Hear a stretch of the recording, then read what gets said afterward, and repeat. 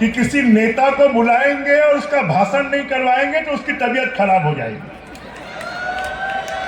इसलिए उन्होंने मुझे यहाँ पर भाषण देने के लिए बुलाया है। Sanjay Rungta groups of institution के चेयरमैन संजय रुंगटा जी, रजनी रुंगटा जी, साकेत रुंगटा जी, श्रीकांत जी, यहाँ के सभी फैकल्टी मेंबर्स, सभी यहाँ के स्टूडेंट्स, उनके पेरेंट्स और सभी आमंत्रित अतिथिगण, सब ने आप 3 दिन तक मस्ती की है और आज उसका कंक्लूजन है। मैं इसके लिए आपको बधाई देता हूँ कि कोई प्राइवेट इंस्टीट्यूशन 3 दिन का ऐसा कार्यक्रम आयोजित करता है। हमारे ज़माने में तो हमको कॉलेज में ऐसा फंक्शन आयोजित करने के लिए प्रिंसिपल से लड़ना पड़ता था और बड़ी मुश्किल से जाकर 1 दिन का कार्यक्रम होता था। आज का जो समय है वो समय अलग है।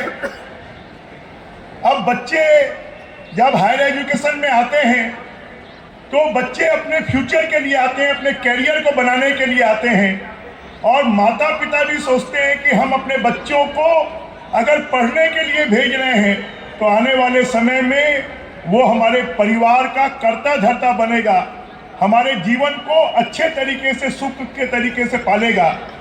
आपको इस बात को देखना है कि क्या आप अपने माता पिता और अपने समाज के सपनों को आप पूरा कर रहे हैं कि नहीं कर रहे हैं।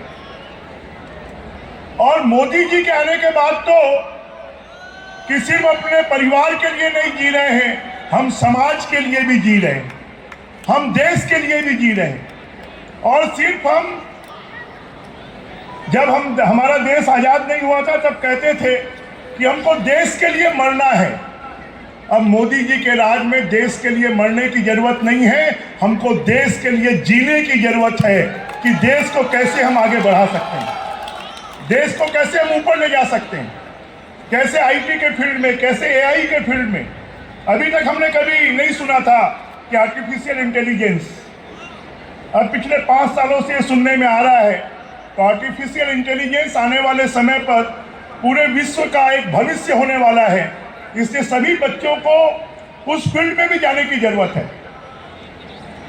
और मैं तो कहता हूं कि जो हमारे हायर एजुकेशन के इंस्टीट्यूट हैं वो सिर्फ डिग्री बांटने के केंद्र नहीं बनना चाहिए, वो सिर्फ मार्कशीट बांटने के केंद्र नहीं बनना चाहिए। अगर आपने कोई बच्चा मेरिट में भी आ गया तो क्या वो कॉम्पिटिटिव एग्जाम में सक्सेस होगा, ये जरूरी है क्या? इसलिए हमको बच्चों को कॉम्पिटिटिव एग्जाम में कैसे वो सक्सेस हों, इसके लिए हमको उसकी तैयारी करने की आवश्यकता है। और इसके लिए आपके यहाँ जितने बच्चे पढ़ रहे हैं उसमें से 50% बच्चे कहीं ना कहीं सर्विस के लिए, नौकरी के लिए जाएंगे। और जब नौकरी के लिए जाएंगे तो उनको इंटरव्यू देना पड़ेगा, उनको कॉम्पिटिटिव एग्जाम देना पड़ेगा, हायर एजुकेशन के लिए जाएंगे। तो उसके लिए बच्चों को हम कैसे तैयार कर सकते हैं? और इसके लिए अगर कोई बच्चा रेलवे की सर्विस में जाना चाहता है, कोई बैंक की सर्विस में जाना चाहता है, कोई सेंट्रल गवर्नमेंट के अदर सर्विसेज में जाना चाहता है, तो उसके एग्जाम देने के लिए कैसे बच्चे तैयार हों? और इसके लिए फैकल्टीज़ को तैयार करके कि फैकल्टीज उन बच्चों को गाइड करे, उन बच्चों के फ्यूचर को बनाने के लिए काम करे, तब जाकर मुझे लगता है कि हमारे हायर एजुकेशन का जो गोल है उस गोल को हम पूरा कर पाएंगे। नहीं तो मुझे लगता है कि माता पिता कहेंगे कि बेटा मैंने तुमको डेंटिस्ट बनाया, मैंने तुमको इंजीनियर बनाया, मैंने तुमको डॉक्टर बनाया, और उसके बाद भी तुम बेरोजगार बैठे हो तो तुम्हारे काम का क्या मतलब है? और इसके बच्चों को साथ में कि सिर्फ नौकरी के पीछे हम नहीं भागेंगे।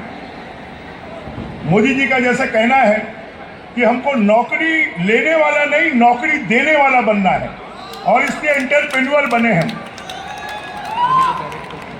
और सब बच्चे यहाँ पर पढ़ने वाले 8000 बच्चों में आधे बच्चे किसी न किसी गांव से जुड़े हुए होंगे।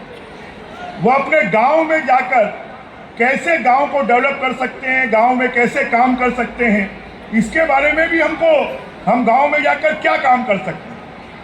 और इसके लिए स्किल डेवलपमेंट के मामले में अभी जो हमारी नई शिक्षा नीति आ रही है, एनईपी आ रही है, अभी एनईपी आने के बाद तो अब बच्चों को जरूरी नहीं है कि कोई साइंस का बच्चा है तो कॉमर्स में नहीं जा सकता, वो कॉमर्स का भी विषय लेकर उसको भी पढ़ सकता है। जो बच्चे सीए बनना चाहते हैं, उनको कंपनी सेक्रेटरी बनना चाहते हैं, उनको हम क्या गाइड करें, कैसे वो सीए बन सकते हैं, कैसे वो कंपनी सेक्रेटरी बन सकते हैं।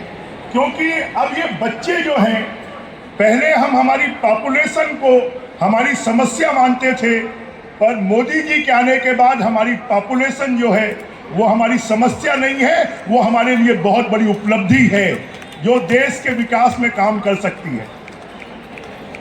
और अब तो इस देश में रामलला भी आ गए हैं, और जब रामलला आ गए हैं तो मोदी जी ने कहा कि हमारे देश में कोई हिंदू, मुस्लिम, सिख, ईसाई, कोई पिछड़ा, कोई अगड़ा, कोई एससी, कोई एसटी नहीं है। हमारे यहाँ 4 ही जातियाँ हैं, और वो 4 जातियाँ हैं, एक युवा है, एक महिला है, एक किसान है और एक गरीब है। और इन चारों के डेवलपमेंट के लिए हमको काम करना है। तो चारों के डेवलपमेंट के लिए आप लोग फ्यूचर में काम करोगे? और ये चारों के फ्यूचर के लिए अगर हमारे एजुकेशन में स्कोप होगा तो निश्चित रूप से कि हम हमारी यूथ को कैसे एब्जॉर्ब कर सकते हैं, हम हमारे विमेन को कैसे एब्जॉर्ब कर सकते हैं, हम हमारे जो गरीब हैं उनकी ज़िंदगी में कैसे खुशहाली ला सकते हैं, और हमारा किसान का बच्चा जो शहरों की तरफ भागता है वो आधुनिक खेती कर कैसे आगे बढ़ सकता है, उसकी इनकम कैसे बढ़ सकती है। अगर हमने इसके लिए काम किया तो हमारा हायर एजुकेशन निश्चित रूप से उपयोगी साबित हो सकता है। मैं रुंगटा ग्रुप को कि इतने बच्चों को और इतनी फैकल्टीज़ के साथ में आप काम कर रहे हैं, निश्चित रूप से आने वाला समय नई शिक्षा नीति के माध्यम से, एनईपी के माध्यम से बच्चों के भविष्य को बनाने के लिए और देश के विकास के लिए, राम राज्य लाने के लिए हम अपने बच्चों को तैयार करें। इसी भावना के साथ आप लोग आनंद लीजिए, मस्ती कीजिए, परंतु सिर्फ 3 दिन, बाकी दिन हमको देश के लिए, समाज के लिए, अपने परिवार के लिए काम करना है। आप सबको बहुत बहुत शुभकामनाएं, बहुत बहुत बधाई, बेस्ट ऑफ लक, धन्यवाद। जय हिंद, जय जय श्री राम।